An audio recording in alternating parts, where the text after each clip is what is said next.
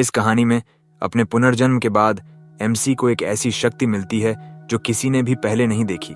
वो जो कल्पना करे वही हकीकत बन जाए। अगर उसे घाव ठीक करना हो तो बस सोचना ही काफी है। परफेक्ट बॉडी चाहिए, कोई ट्रेनिंग नहीं, सिर्फ कल्पना।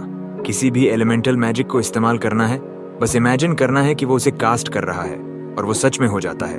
वो किसी भी वेपन या आर्टिफैक्ट को समन कर सकता है, बस उसकी तस्वीर मन में बनानी होती है। लेकिन शुरुआत में उसके इमेजिनेशन के नतीजे परफेक्ट नहीं होते, क्योंकि इतनी ब्रोकन स्किल को भी लेवल अप करना पड़ता है। खुशकिस्मती से उसे एक मैजिक एकेडमी के स्टूडेंट के शरीर में पुनर्जन्म मिलता है। वो जगह जहां उसे अपनी शक्ति को मास्टर करने के लिए बहुत समय मिल जाएगा। वहीं से वो अपने पास्ट लाइफ के गुनहगारों से बदला लेने की तैयारी करेगा। लेकिन उस दिन सब कुछ बदल गया। अचानक दुनिया भर में अजीब गेट्स खुल गए जो मिस्टीरियस डंजन्स की ओर जाते थे, और उन डंजन्स से भयानक मॉन्स्टर्स निकल पड़े। इंसानियत बेबस थी और सिर्फ वही लोग जिनमें मैजिकल एबिलिटीज जाग चुकी थीं इन क्रीचर्स को रोक पाए। ऐसे लोगों में से कुछ थे गोल्डन सीकर्स, दुनिया के सबसे शक्तिशाली योद्धाओं का समूह। उनके नाम थे इनगोल्फ फंडिट्स, क्लॉडिया बोर्जू, नथेनियल कवेल, इवको हिदेकी और ले रुआकी। ये पांचों हीरोज किसी भी मॉन्स्टर को हरा सकते थे जो इंसानी दुनिया में कदम रखे। लेकिन सच कहें तो उनका दिल हमेशा इंसानियत के लिए नहीं धड़कता था। एक सिविलियन जब एक मॉन्स्टर से घिर जाता है तो इनगोल्फ क्लॉडिया को विक्टिम्स की मदद करने का आदेश देता है, बट वो ठंडी नजरों से कहती है कि उसे परवाह नहीं। जैसे ही मॉन्स्टर उस आदमी को पकड़ने वाला होता है, अचानक एक जबरदस्त किक उसके चेहरे पर पड़ती है। वो कोई और नहीं बल्कि मिसाटो कियो था, गोल्डन सीकर्स का लीडर और सबसे ताकतवर सदस्य।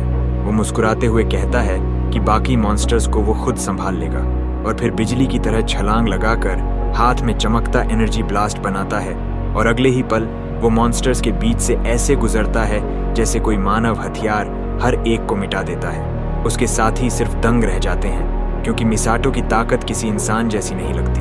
कहना गलत नहीं होगा, मिसाटो तो अब मानव की सीमाओं से परे जा चुका था। उसके पास टाइम मैजिक था, वो भविष्य देख सकता था, और उसे पहले से पता होता था कि मॉन्स्टर क्या करने वाला है। कुछ ही मिनटों में सड़कों पर पड़ी मॉन्स्टर की लाशें चमकने लगती हैं, और मिसाटो आखिरी मॉन्स्टर का सामना करता है। वो भी गिर जाता है।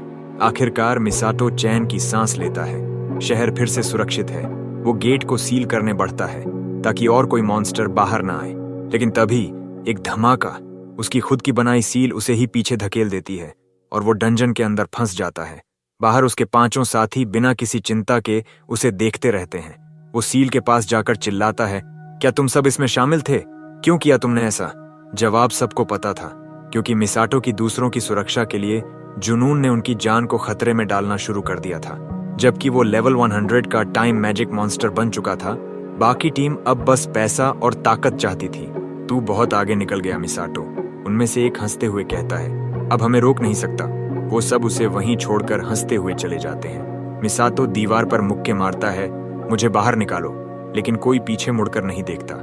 उसकी आंखों में हैरानी और दर्द का सैलाब है। मैंने तो बस दुनिया की रक्षा की थी, यही इनाम है मेरा? वो समझ ही नहीं पाता कि उसके अपने साथी ऐसे क्यों हो गए, लेकिन सोचने का वक्त नहीं। डंजन के अंदर के मॉन्स्टर्स अब उसकी मौजूदगी महसूस कर चुके थे।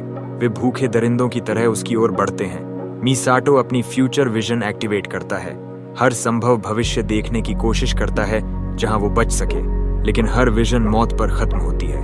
कोई रास्ता नहीं, उसका भविष्य अब मिट चुका था। पर मिसाटो हारने वालों में से नहीं था। उसकी मुट्ठियां सुनहरी रोशनी से चमक उठी। अगर यही अंत है तो मैं इसे खुद लिखूंगा।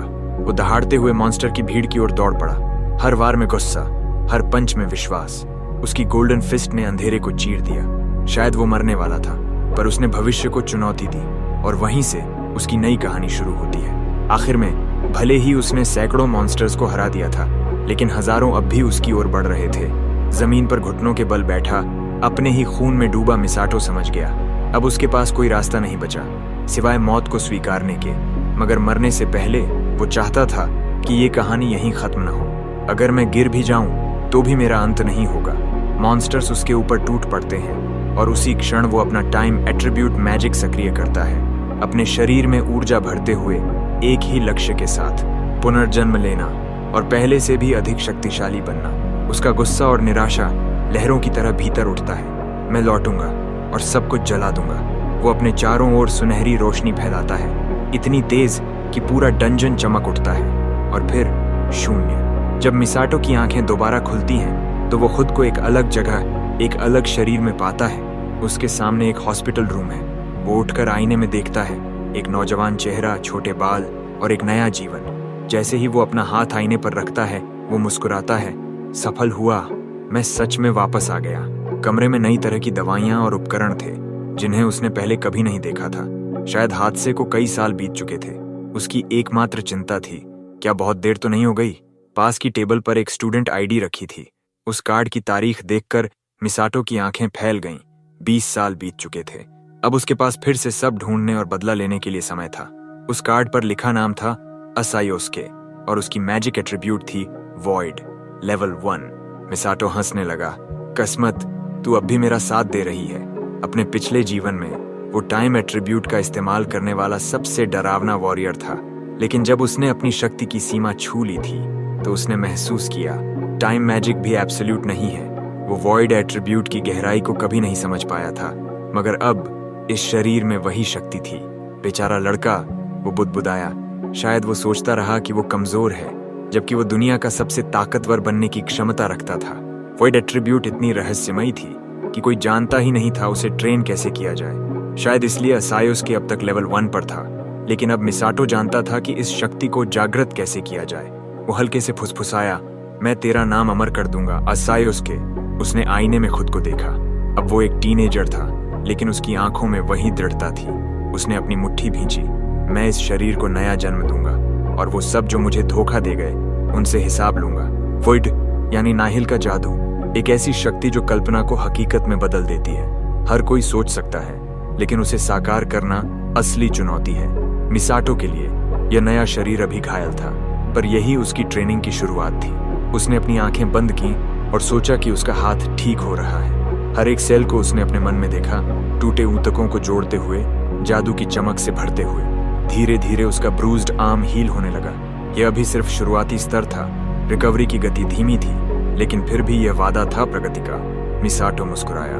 यह शरीर छोटा हो सकता है, लेकिन इसकी शक्ति मेरी कल्पना जितनी विशाल होगी। वो जानता था, हर बार जब वो इस जादू का उपयोग करेगा, उसकी शक्ति बढ़ेगी, उसकी कल्पना हकीकत में बदलने लगेगी, और एक दिन जब उसका लेवल 1 शरीर असली ताकत में बदल जाएगा, तब वो लौटेगा और दुनिया उसकी वापसी को याद रखेगी। जैसे जैसे उसका लेवल बढ़ेगा, उसकी कल्पना को हकीकत में बदलने की सीमा भी बढ़ती जाएगी। धीरे धीरे वो अनेक तरह की चीजें बना सकेगा, हथियार, आर्टिफैक्ट, एलिमेंटल मैजिक, यहाँ तक कि किसी चीज की परफेक्ट रिप्रोडक्शन तक पहुंच जाएगा। जो पिक्चर उसके दिमाग में होगा वही रियलिटी में उतरेगा। सोचो ही रहो और दुनिया बदल जानी चाहिए। कितनी पावरफुल बात है ना। तभी दरवाजा अचानक खुलता है और एक डॉक्टर अंदर दौड़ता है, हैरान कि वह आखिरकार जाग गया है।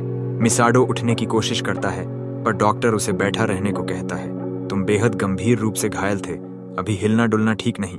यह पहली बार था जब मिसाटो ने उस शरीर के पुराने मालिक के बारे में सच्चाई सुनी। मामला इतना गंभीर था कि डॉक्टर भी चौंक गया कि वह जीवित बच गया। यह तो सेंट्स की कृपा ही होगी। सेंट्स, यह शब्द मिसाटो के लिए नया था। डॉक्टर के लिए यह आम बात थी। वह इस सेंट्स को पेंटाग्राम सेंट्स कहकर बुलाता है। मिसाटो के मन में यह नाम बार बार गूंजता है। पेंटाग्राम सेंट्स, कौन है ये लोग? पर डॉक्टर बस उसका निरीक्षण करने में लग जाता है और बाहर चला जाता है। अब मिसाटो को खुद को सुदृढ़ करने के साथ साथ यह भी समझना था कि पिछले 20 साल में दुनिया में क्या बदल गया।